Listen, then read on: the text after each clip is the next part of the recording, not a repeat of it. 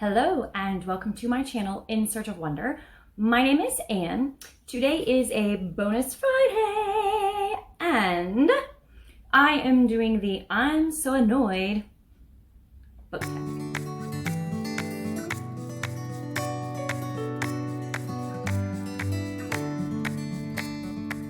I am sure you have seen many versions of this tag already, so stick around for a little bit for mine. Hopefully it's enjoyable.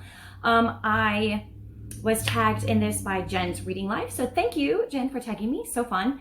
And I have to say at the outset, kind of a little bit of a foreword or preface here, that there's not much in this realm of life that annoys me. So actually, this might be a little bit boring, but stick around, find out. Who knows what will happen? So let's get to the questions. Do publishers ever do things that you find annoying? Share an example. And no, I don't think so. I mean, I don't really pay attention too much to the physical aspect of the book. Really only the story. That's all. So, no, I don't think so. The things that publishers do that annoy me, it's kind of a strong word, but would be in terms of the way they treat their authors, I think, based on things that I have heard from authors. In particular, as a consumer, something I have observed is when publishers put pressure on authors to release on a deadline, certain kinds, I think this happens more often with formulaic type authors, then the writing tends to degrade over time because, you know, they're just meeting a deadline and they don't really have the time to be, you know, like truly inspired with an interesting story. That's why I think it happens a lot of times, like someone's debut novel is really, really good. And so the publishers are like, ooh, the public loves this. Let's get more and let's get it like this. And then, you know, they had all of this time, the author had all of this time to work on their first story, but now they have like this much time to work on their next story. And then I think that the quality can sometimes get a little degraded because of that. So that's the first thing that really comes to mind when I think about something like that. Also, I think that publishers rely too much on metrics of what they think is going to be pleasing to the public at large, which isn't necessarily always true. There are certain kinds and types of books that I wish there were more of, and there is, meanwhile, on the market, a glut of books that I have absolutely zero interest in. But also that could just be that I'm weird, so it doesn't really annoy me. It's just something I ponder on occasion. And then, question number 2. Have you ever been annoyed by a spoiler? Even something as simple as someone telling you there's a great twist. And no, I don't. I mean, honestly, knowing what will happen in a story does not take away from the enjoyment of it for me. In fact, sometimes I feel like it helps me understand the story better as I'm reading it, and it makes me more able to pick up on cues and clues that are in the foreshadowing and everything that's in a story. So actually, no, I don't mind spoilers at all. I actually kind of, real talk here, I don't get what the big deal is about being spoiled about a book. I really don't. I try to be conscious of knowing that people do, and I try to be aware of that in my reviews on Goodreads and, you know, talking about books on here. I do really try to be aware, but at the same time, I don't fully understand it. Like, it doesn't really make sense to me. Like, why? Like, it doesn't ruin the story. Like, because I mean, books that are really good, you'll reread, so you already know what happens. Or sometimes you read a book, you've watched the movie of it already, so you kind of know what happens. Anyway, I don't get the big deal about spoilers personally. So no, I've never been annoyed by anybody spoiling a book for me. Sometimes I actively seek for information about what is going to be happening in a book.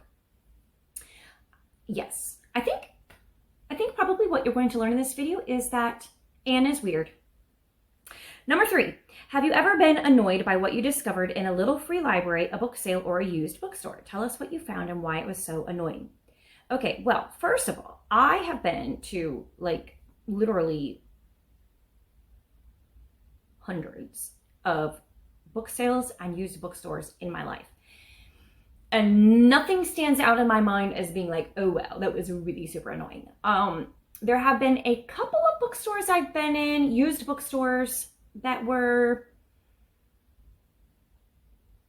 interesting, in that there were stacks and stacks and stacks and stacks and stacks of poorly sorted, not really organized books, not in great quality. So I don't genuinely enjoy that type of used bookstore. There's a fine line, because there's a certain point where it's like, ooh, the fun of discovering something in all of the piles of books. And then there's the point where it crosses that line and you just feel a little like, what is going to crawl out from under these piles while I'm looking through these books. So yeah. As far as little free libraries, I don't know about annoying me, but I talked about recently in one of my, I think in my last haul video, because I picked up some books at a little free library. Someone had put an actual local-ish public library book in the little free library. And I don't know that I found that annoying. I just found it maybe a little amusing, and also a little bit like what's wrong with you? Like, just bring it to the library, like the library that you got it from in the first place. Question number 4. When it comes to short story collections, are you annoyed if there is a novella in the middle of the collection?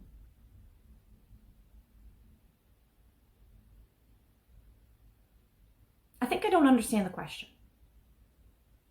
Also, I think this has never happened to me. I mean, are there people who care about that? I don't think it's ever happened to me either. So, question number 5. Deckled edges, beautiful or annoying? I think I don't know about beautiful. I don't know that I would consider them beautiful, but I like them because they're unique. It sets a book apart from other books, and it's fun. So I like it. I don't find it annoying at all. Number 6, other people's annotations in a used book or library book. Annoying, or are you okay with it? Well, those are two different things, my friend. Used book versus library book. Library book, I think we all agree, that's a big no, no, no. No, no. It does not belong to you, therefore you do not write in it. Bottom line. That's just a matter of, manners. But a used book? I mean, a book that someone bought and was reading and then later on decided to pass on or sell or get rid of somehow, or someone purged their belongings and got rid of it. I mean, what's wrong with it? I don't seek it out.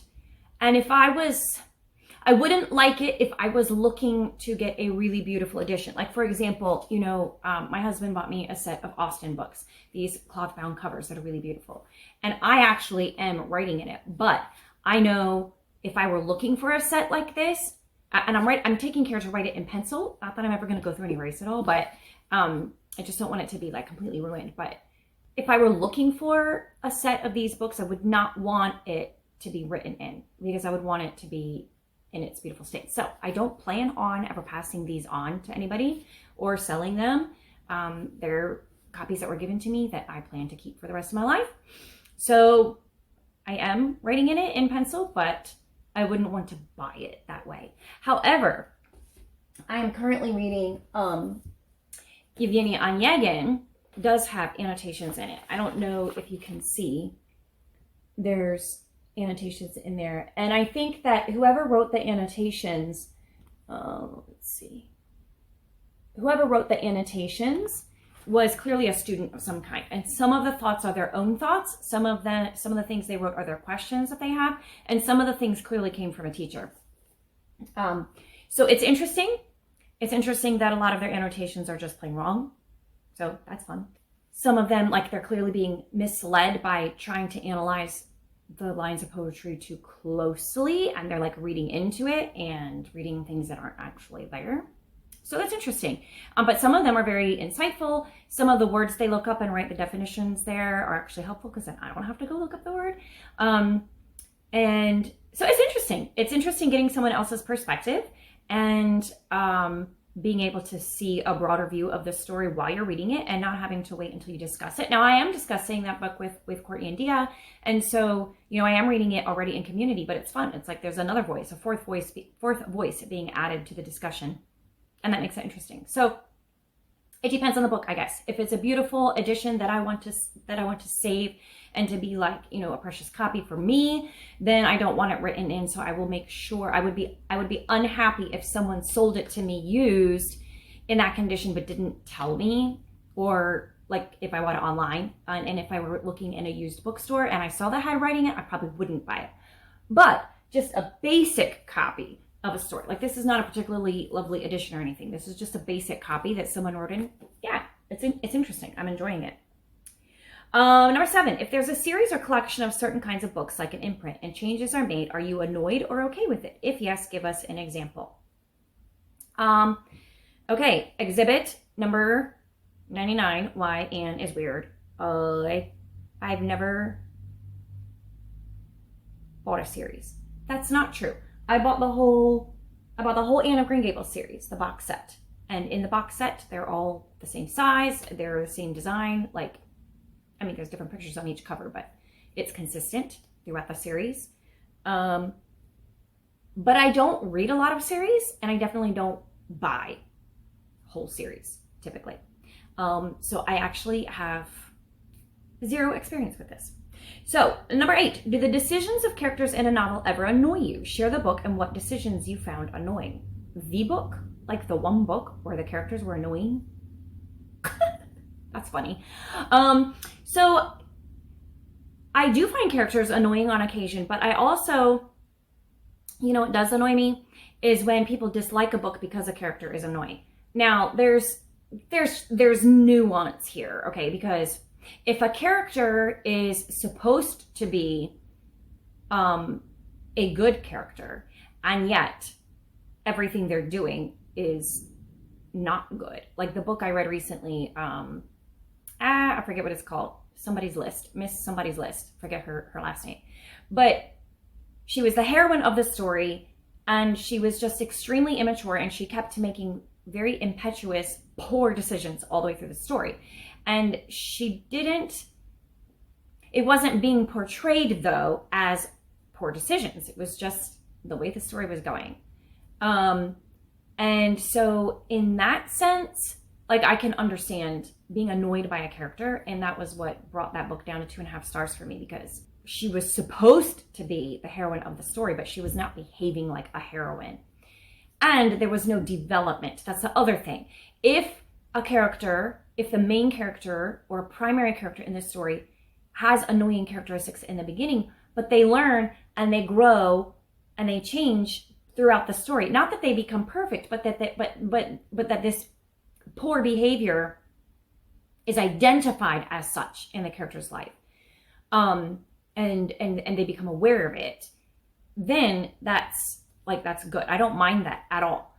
And then sometimes there are side characters in a book that are supposed to be annoying. Like, you're supposed to be annoyed by them. The choices they make, the things they say, the things they do, their mindset, it's supposed to be annoying. And so I don't mind that at all. Like, the character's annoyed. I'm supposed to be annoyed by this person. So that doesn't bother me at all. But I do know that sometimes people will strongly dislike a book because the character, they find the things annoying about them that they're supposed to find annoying. And so therefore they find the whole book, like, they dislike the whole book. And that I kind of don't understand, because like, there has to be some kind of like conflict or tension in a book. So, and also if a book is realistically portraying someone, and I guess that's the main thing. If the character is being realistically and honestly portrayed as annoying, and they're supposed to be annoying, then I don't find that annoying. Like, I think that's good. Like, the writer is doing a good job, and that's well done. So that does not annoy me if that happens in a book. And I kind of don't understand it when people are annoyed by a character who is supposed to be annoying, and they're annoyed not just with that character, but they mark the whole book down because of that. That I kind of don't really understand, because to me it's like sort of an important aspect of writing. And also I feel like it's real life. Like, they're annoying people. Like, I can be annoying, you know, my kids can be annoying. People are annoying. Like, everybody takes turns being annoying, honestly. I mean, let's just be honest. We all take turns being annoying. And we annoy each other. Oh, that was a little bit of a rant. Apologies. Number 9. Are you ever annoyed by how someone organizes their books? What do you find annoying?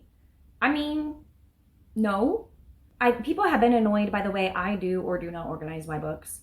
I do have a system. I have it organized by genre and then alphabetically within the genre. But because I'm like, my book collection is constantly shifting. Like, I'm getting new books and then I'm like getting rid of other books. Sometimes, like, well, often there's like a stack of, like, well, you can see like these stacks of books here. These are ones that I want to read sooner rather than later. And these are ones that are my actual TBR for this month. So, and then I have other stacks that, like, I haven't figured out where to put them. I'm not sure if I like fully want to keep them yet or not. They're just kind of sitting there waiting, you know, waiting for final decisions to be made. So at first glance, it can look a little bit like disorganized, but there's a method to my madness. It would probably annoy some people. As much as I would like it to always be visually and aesthetically pleasing, that's just not the case. But I mean, however you want to organize your books, you organize your books. I do think like some things are visually pleasing, but then they make it difficult to find what you're looking for. So it kind of depends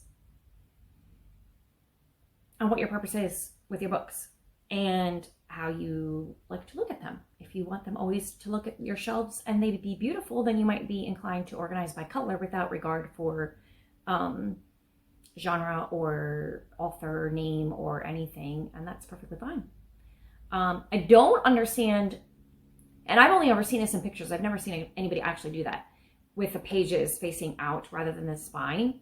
And again, it's an aesthetic thing. Some people like the aesthetic of it, I guess, with the neutral look of it.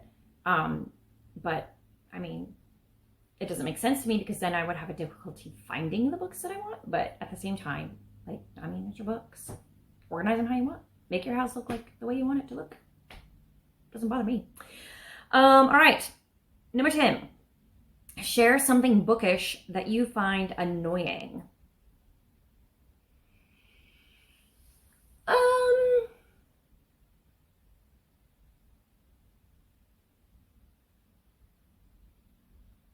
I guess the only thing, and I wouldn't say that it annoys me, it's just something I have observed among people, and I think it's wrong. I'm gonna put that in quotes. It's not like a sin or anything, I don't think. I think it's just a matter of people having different perspectives and focusing on one thing to the exclusion of other things.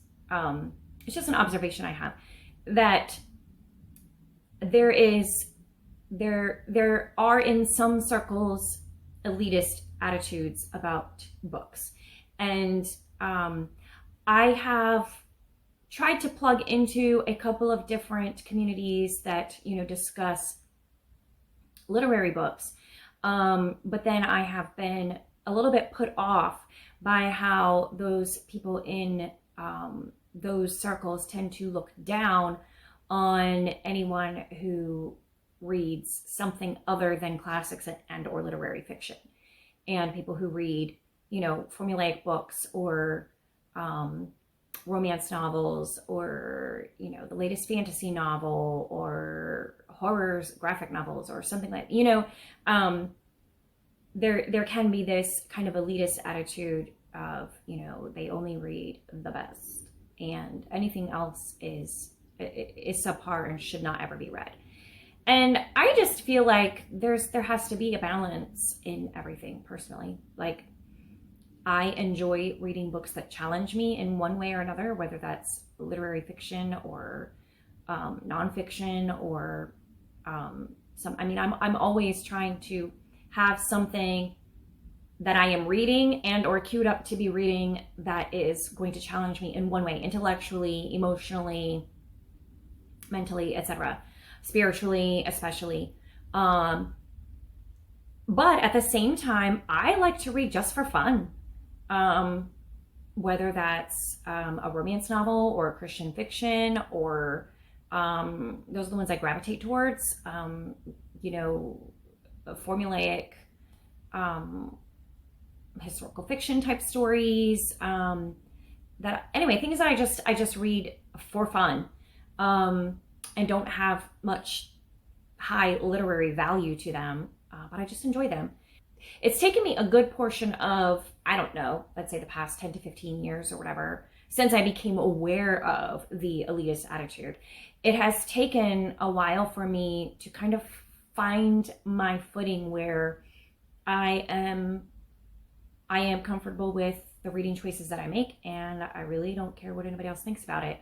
And I just read what I want to read. And I read to be challenged, and I read to be entertained. Sometimes that can happen in one book, but not always. And sometimes I want to read to be entertained without being challenged at all. Like, I just want to be entertained. And so I enjoy that. So I think that there should be like a balance. And I don't think that having an elitist attitude about the books that you read and the books that you don't read is... I don't know, that I'm not even going to say like it's wrong. It's just personally a little off-putting for me because I think differently about it. So that would be it. And then I'm supposed to tag other people. Well, I know a lot of people have done this tag. I am probably one of the last to do it.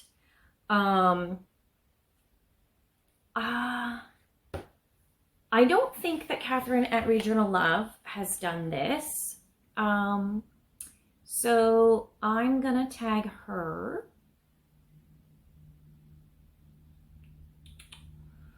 And I'm gonna tag Tabitha Gabrielle. Now, I don't think that she has made many videos recently in the way of bookish content, so maybe she doesn't have time, but also maybe she's just looking for a fun video to make. So I'll just throw this out there if she wants to do that tag, because I think that hers would be really amusing. So Catherine at Read Journal Love, because I would really love to hear what she thinks, and Tabitha Gabrielle, I'm going to tag her just because I think that it would be really fun to hear what she thinks. So there you have it. The things that annoy me and the things that make me weird. Maybe that's what we should call this tag. The different ways that Anne is weird.